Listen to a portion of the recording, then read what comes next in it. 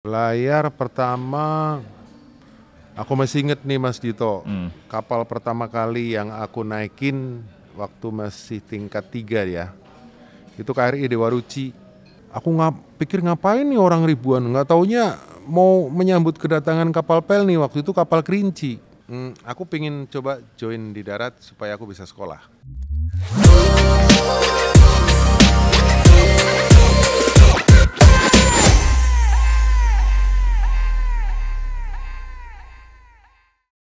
Halo Insan Melni, ketemu lagi dengan saya di Topo Pilanda, host program Obrolan Dek 7 dari Corporate Secretary. Dan kali ini kita hadir kembali di program khusus Rapat Pimpinan PT Pelni Persero untuk semester kedua tahun 2025. Di edisi kali ini kita sudah kehadiran Cap Kendro, Direktur Utama PT PID atau yang sekarang dikenal Pelni Services. Selamat sore, Cap Kendro. Selamat sore Mas Dito. Selamat datang. Selamat datang. Di Obrolan Dek 7 untuk pertama kalinya, Cap Kendro, meskipun kita udah sering ketemu ya Cap ya.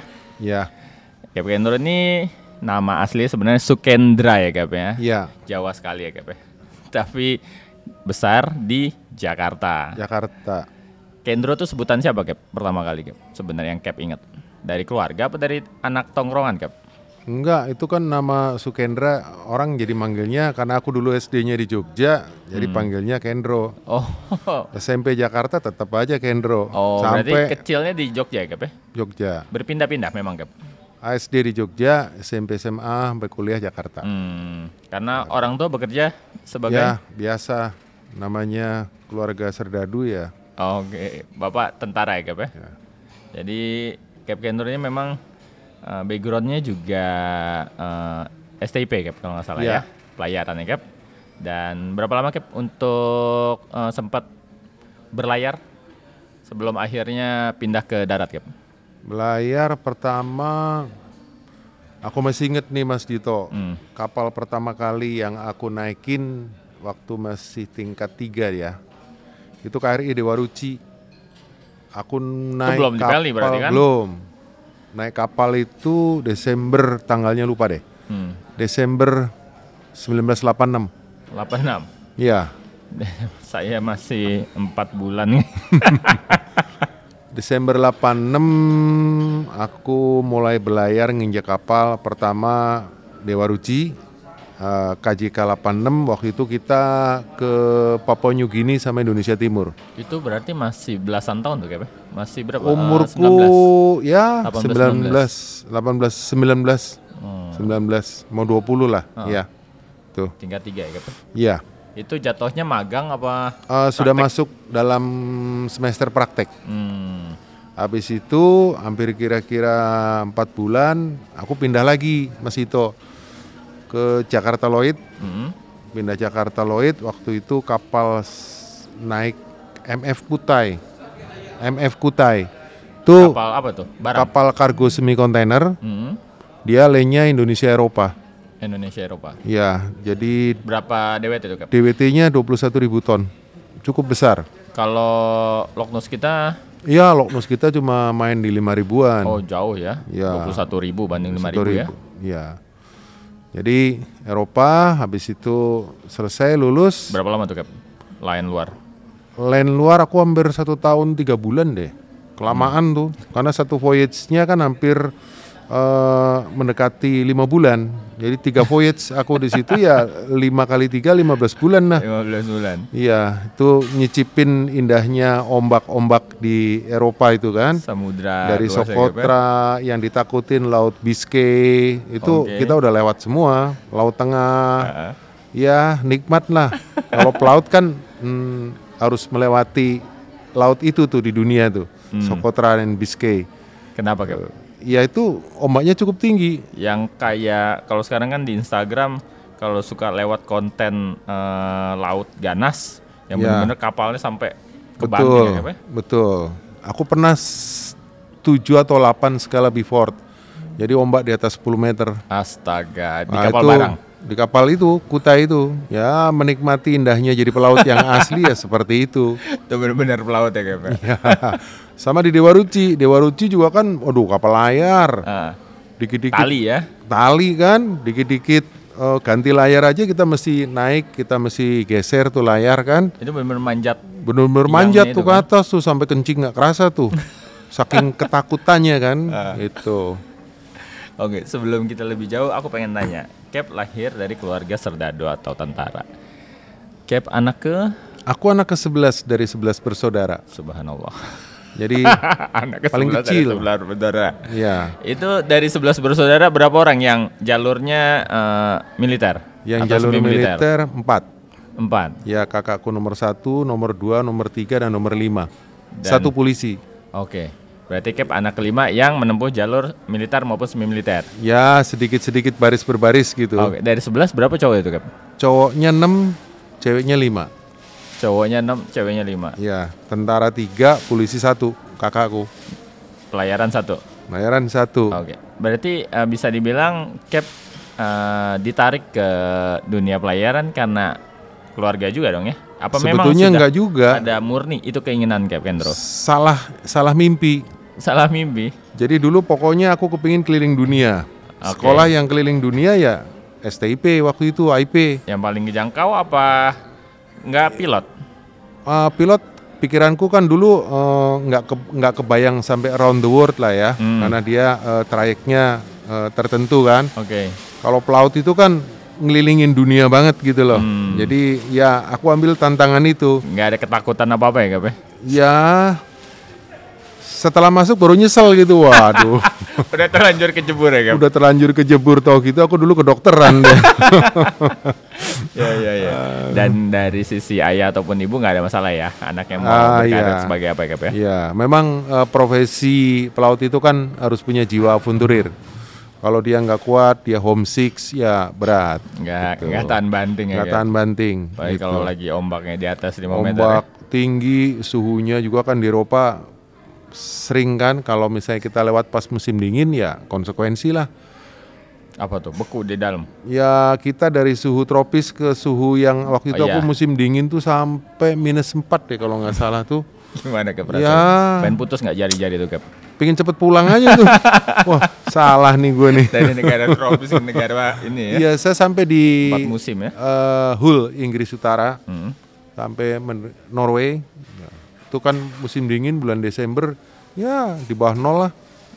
Gitu. Itu penyesuaiannya cukup lama tuh Cap? Ya nggak nyesuaiin, tetap nggak tahan. Nggak bisa menyesuaikan. Nggak bisa.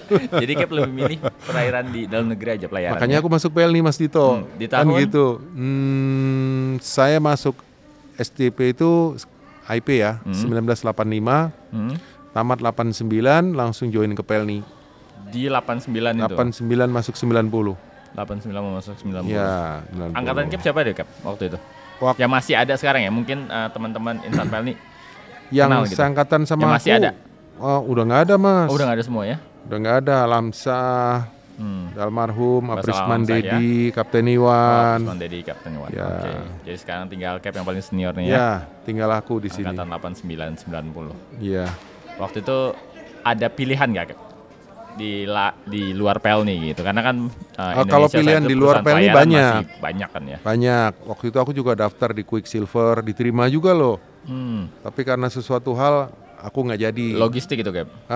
Kapal cruise. Kapal cruise. Kemudian aku juga daftar di Hapag-Lloyd. Aku juga daftar di Batra Diguna. Banyak beberapa perusahaan pelayaran. Tapi aku jatuh cinta sama PLNI. Apa tuh Cap yang membuat Cap? Waktu aku dulu sandar di Padang, aku ngelihat di dermaga tuh manusia ribuan. Teluk Bayur. Aku pikir ngapain nih orang ribuan, nggak taunya mau menyambut kedatangan kapal PLNI, waktu itu kapal Kerinci. Cap waktu itu di pelayaran aku apa di berarti? Jakarta Lloyd. Begitu aku lihat, wih gila manusia banyak banget. Kayaknya kapal tuh datang mana pakai musik zaman dulu kan. Ramenya minta ampun. Diputer di dek kapal waktu mau sandar itu loh.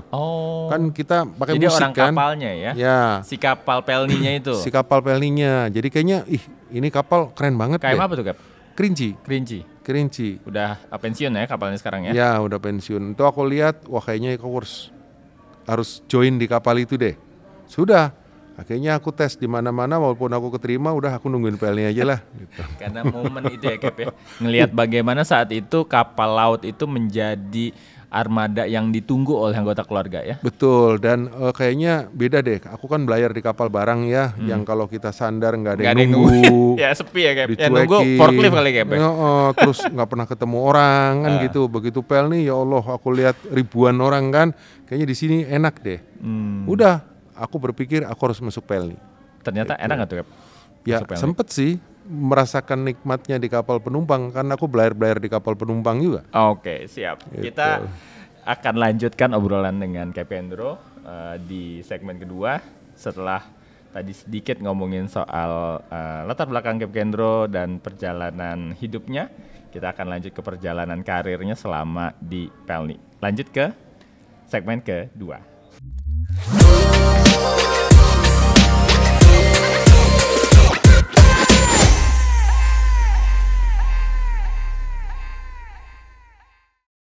Oke, Cap Hendro, kita lanjut ke segmen kedua. Tadi setelah kita dapat gambaran sedikit tentang profil Cap, anak ke-11, terus masuk ke Pelni karena melihat betapa nostalgianya orang-orang ketika melihat kapal penumpang Pelni saat itu KM Kerinci berlabuh di dermaga Teluk Bayur di Padang ya Cap ya. Akhirnya Cap menaruh hati dan bergabung bersama keluarga besar Pelni sejak tahun 1989.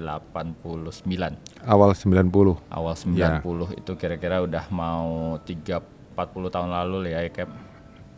Lalu Cap ketika pertama kali bergabung di Pelni, kapal apa Cap ditempatkan? Nah, aku masuk Pelni, mereka lihat profilku kan. Orang personalnya ini pada ketawa-ketawa nih, waktu itu Kapten Kartini. Aku dikasih naik kapal pertama kali itu Sitiung.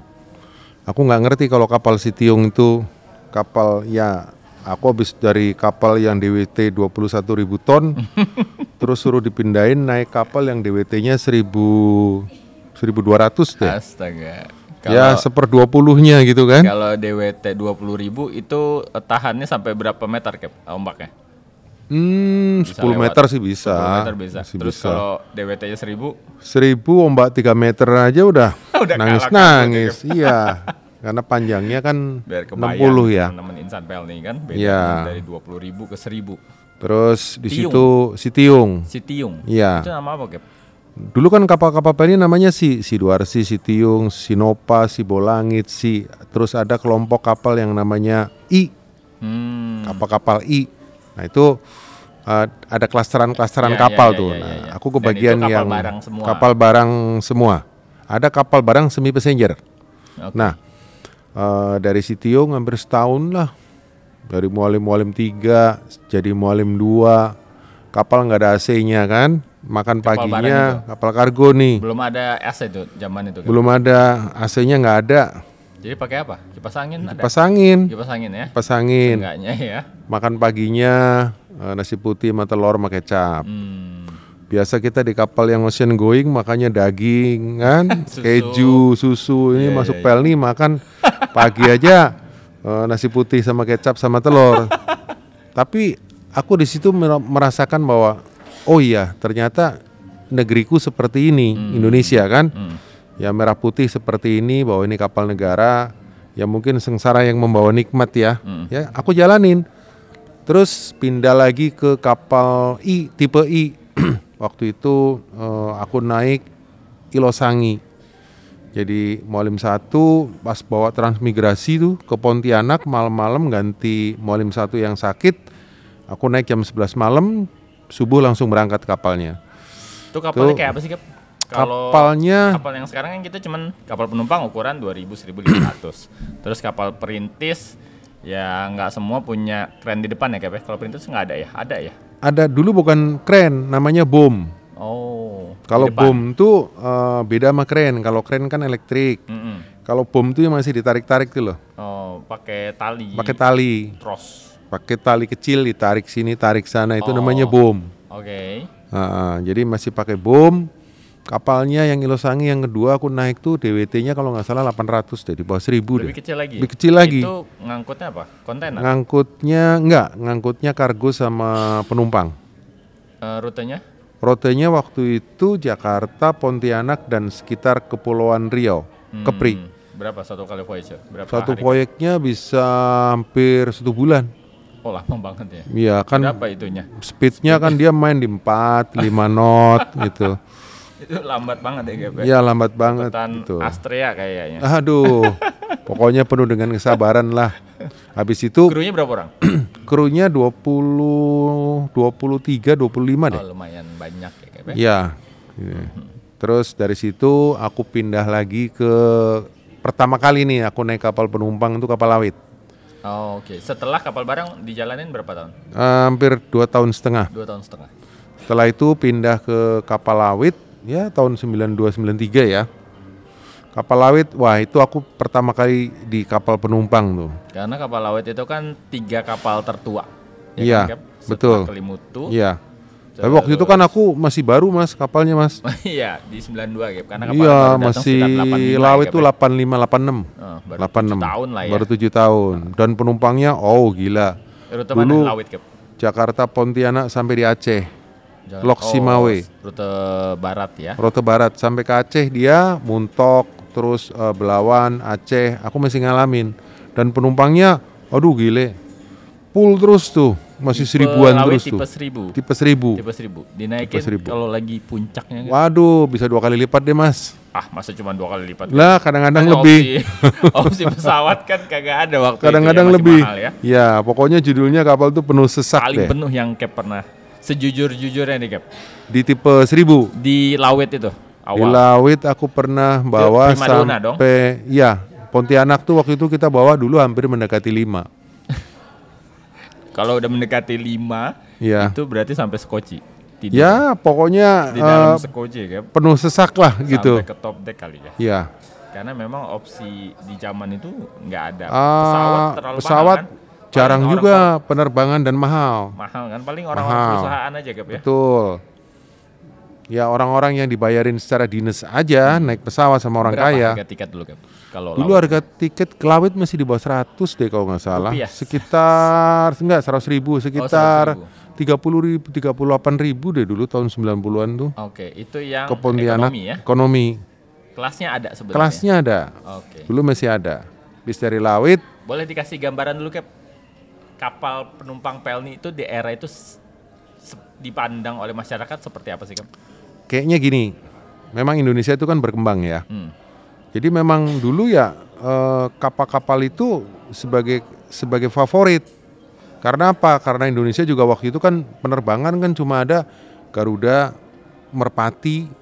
Kayaknya swastanya Simpati aja belum ada. Garuda sama Merpati mungkin yang kecil-kecil ya, yang pesawat charteran atau pesawat apa gitu. Jadi pesawat itu masih sesuatu yang gimana gitu loh. Kebayang ya Cap ya. Keren banget deh lu bisa naik pesawat gitu. Karena memang belum banyak gitu waktu itu. Oke. Dan kapal Pelni sendiri dipandang seperti apa oleh masyarakat? Ya kapal Pelni udah solusi yang paling tepat dan paling hebat. Karena memang demand juga sudah mulai tinggi dan penerbangan juga jarang sehingga kapal-kapal Pelni ya hampir favorit lah. Ada batasan bagasi waktu itu?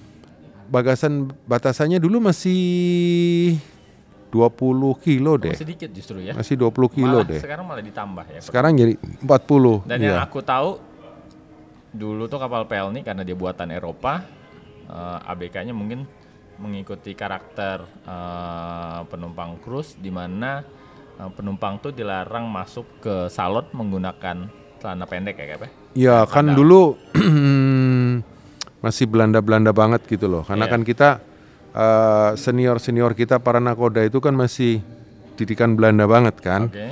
Artinya kaos kaki ke salon harus pakai baju yang rapi, celana panjang, nggak boleh pakai sendal. Kru juga harus selalu pakaian dinas di atas kapal. Kita yang celana panjang apa celana pendek krunya? Krunya celana panjang. ya, Sudah celana panjang. Artinya disiplin itu nomor 1. Jadi Licin untuk ya, kru, ya. Untuk penumpang juga kayaknya kita masih menerapkan banget tuh aturan-aturan Belanda itu. gitu ya. Ada bagusnya juga gitu loh. Eksklusif ya kesannya Eksklusif. untuk yang bisa masuk salon ya Cap ya. Betul. Dan di malam hari itu pasti ada hiburan. Ada hiburan kan ya. Termasuk dansa itu kan jadi salah satu kenapa orang naik kapal gitu kan. Kalau dia naik pesawat nggak bisa dansa. Ini bayar 30 ribu bisa dansa kan gitu. Untuk masuk ke ini, untuk masuk ke salon ya. Iya. Siap. Setelah Cap di laut berapa lama? Terus Sari Lawit aku pindah ke Awu, dari Awu aku pindah lagi ke Maharani. Kapal Maharani dulu kapal Pelni yang kapal cepat. Kayak KFC Jetliner kan? Ya enggak, dia lebih kecil lagi. Dia kapasitas 500, bisa lari waktu itu 38 knot. Kapasitas 500? Kapasitas 500, buatan Swedia. Aku sempat di Maharani setahun lewat. Dari pemerintah juga ya? Iya, imbreng dari pemerintah. Jadi rute? Waktu itu aku rutenya nyobain Banjarmasin karena terlalu besar ombaknya waktu itu gagal. Kita akhirnya beralih ke base-nya ada di Batam. Jadi Batam, terus Dumai Malaka, Malaka Port Klang Belawan Pineng. Jadi 3 pelabuhan Malaysia yang kita masukin. Pineng, KL sama Melaka. Kita pernah Indonesianya Belawan, Dumai, Batam. Itu satu-satunya kapal Pelni yang melintasi luar negeri. Ya, waktu itu bawa penumpang ya yang bisa ke luar negeri itu. Dan setelah itu nggak ada lagi ya setelah Maharani? Setelah Maharani ada sih adik-adiknya dia, Ambulu, ada 5 deh kalau nggak salah. Sampai keluar ya? Sampai keluar. Ke Malaysia? Enggak, jauh? Masih lokal. Tapi yang lokal. Maharani main ke Malaysia. Dan dulu kita mau tembus Singapura tapi kayaknya nggak jadi deh. Gitu. Sekarang setelah Cap pindah ke Maharani, Lawit, Maharani? Maharani aku sekolah. Sekolah dulu setahun masih itu mau naik pangkat 2 strip kan, dari 1 strip 2 strip. Aku sekolah lagi masuk STIP setahun, full reguler, jadi setahun dikandangin di asrama. Aku lulus lagi, kemudian aku naik kapal Leuser hampir 500 ya Cap ya? Tipe 1000 juga ya? 1000. Habis Leuser aku naik beberapa kapal nyerep waktu itu ya, pengganti cuti, Sirimau, Bukit Raya, Binaya, termasuk Ciremai, aku juga sempat naik, Lambelu sempat naik, Sinabung sempat naik, kemudian ada beberapa kapal Tidar.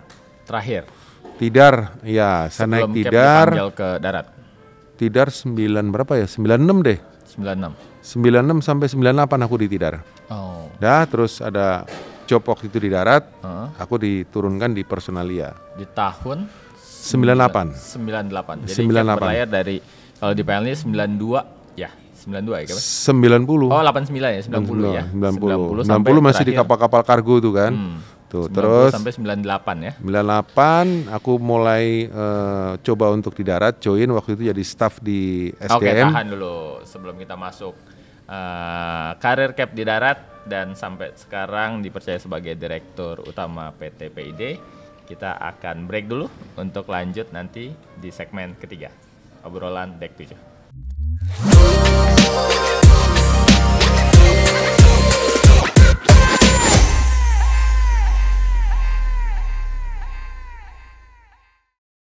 Insan Melni, tadi di segmen pertama kita udah sedikit ngobrolin tentang profil Cap Kendro. Di segmen kedua kita menapaki perjalanan karir Cap Kendro.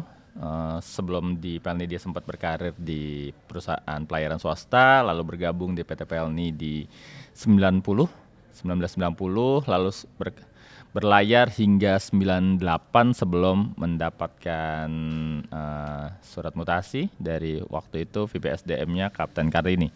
Satu-satunya nahkoda perempuan yang ada di Indonesia ya Cap ya, dan bertahan hingga saat ini. Sempat satu kapal aku sama dia di AU. Sempat satu kapal ya Cap. Dan yang kita dengar kalau dari Kapten Kartini, ini Cap Kendro ini bandelnya bukan main, betul Cap? Ya seperti itulah, kan masih muda masih itu. Oke, boleh dong, sah-sah aja bandelnya Cap. Pernah diapain Cap sama VPSDM waktu itu Cap? Wah, pokoknya kalau ngelihat gue udah alergi aja dia. Perang terus ya Cap. Dan ternyata Cap Kendro pernah duduk sebagai VPSDM ya Cap kalau nggak salah gitu. Jadi anak bengal akhirnya harus membawahi bengal-bengal lainnya gitu Cap. Gimana tuh Cap? Bengal harus diurus sama orang bengal juga. Kalau bengal diurus sama orang baik, susah Nggak ketemu, baliknya, Cap. nggak bisa membinanya. Jadi gitu. waktu 98 Cap dapat perintah dari Cap Carter ini apa alasan Cap? Aku pingin coba join di darat supaya aku bisa sekolah. Jadi begitu 98 aku langsung ngambil S2. Aku ngambil S2 SDM, kemudian selesai itu aku ngambil S1 dan waktu itu sempat juga aku dudukin jabatan sebagai kepala pasasi di Kemayoran. Tuh. Karena waktu itu Kemayoran kan kacau, ricuh gitu kan, banyak ada 6.000 tiket hilang, calonnya banyak banget gitu. Udah aku dikirim ke sana, udah tak babat tak bersin tuh, calonnya semua premannya. Akhirnya aku ditarik kembali sama Ibu Erika waktu itu di Personalia. Aku balik lagi ke Personalia 2003. 2003 Cap. Ya, tapi sebelum itu setelah lulus ANT1 aku sempat balik ke kapal dulu sebentar. Berlayar lagi? Layar lagi kira-kira setahun deh ya, pengganti cuti, ganti aku naik di Sinabung, naik di Lambelu, naik di mana muter-muter dulu gitu. Saat Cap lama berlayar, terus Cap dimutasikan ke darat, terus dibalikin lagi ke laut, gimana Cap melihat perubahan-perubahan kebijakan dari manajemen terhadap karyawan ya? Kalau aku kan ngalamin Pelni dari mulai yang model lama ya Mas ya, model didikan Belanda, sempat kebagian lah senior-senior kita, berubah, lama-lama bergeser dengan seiring perkembangan zaman ya, yang sekarang ini sudah jauh banget bedanya, gitu loh. Jadi dari budayanya, kemudian dari tata kelolanya kan gitu. Kan aku masih ngalamin di kapal Pelni itu kayak mall, dagang. Jadi kapal tuh kalau sandar di daerah-daerah tuh ya kayak sebuah mall yang datang gitu. Jadi orang berduyun-duyun datang ke kapal itu untuk belanja gitu. Kapal putih ya Cap? Kapal putih hampir semua di daerah Papua ataupun di Indonesia di wilayah-wilayah yang lain semua. Jadi kapal kita tuh memang aslinya dulu tuh adalah kapal perdagangan.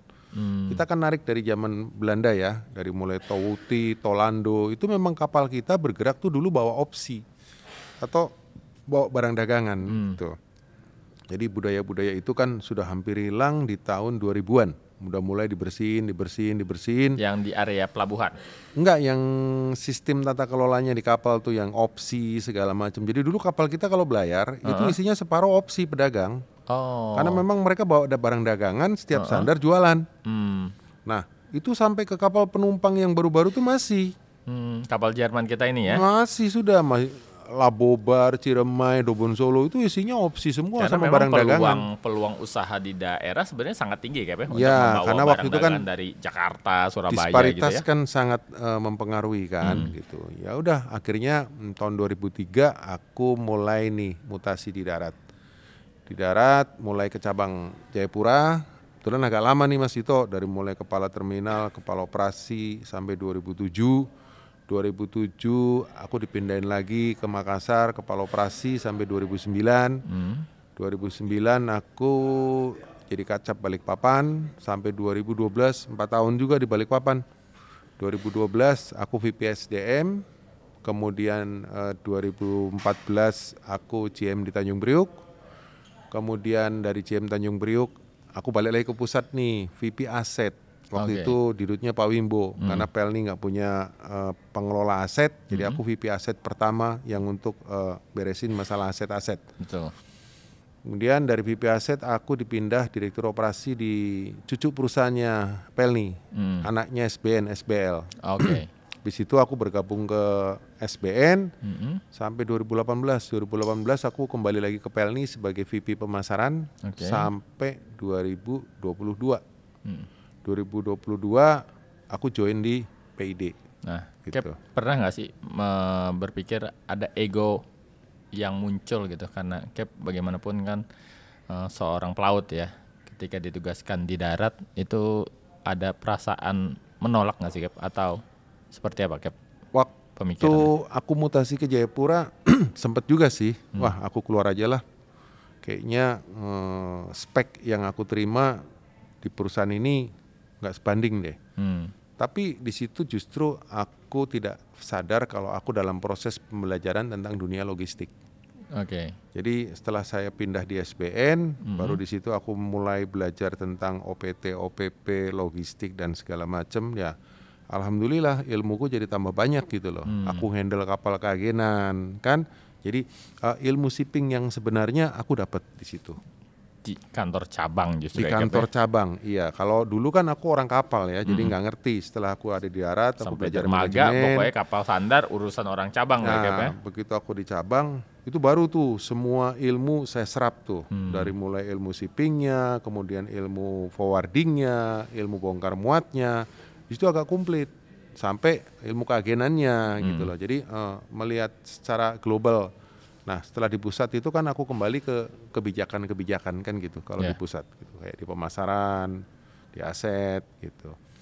Jadi aku ya termasuk alhamdulillah nih Mas Dito, di Pelni pernah di kapal, pernah di kantor pusat, pernah di cabang-cabang, pernah di anak perusahaan, bahkan pernah di cucu perusahaan, SBL, SBN, bahkan aku sekarang di PID gitu loh. Jadi perjalanan karirku kayaknya Pelni gue cicipin semua deh.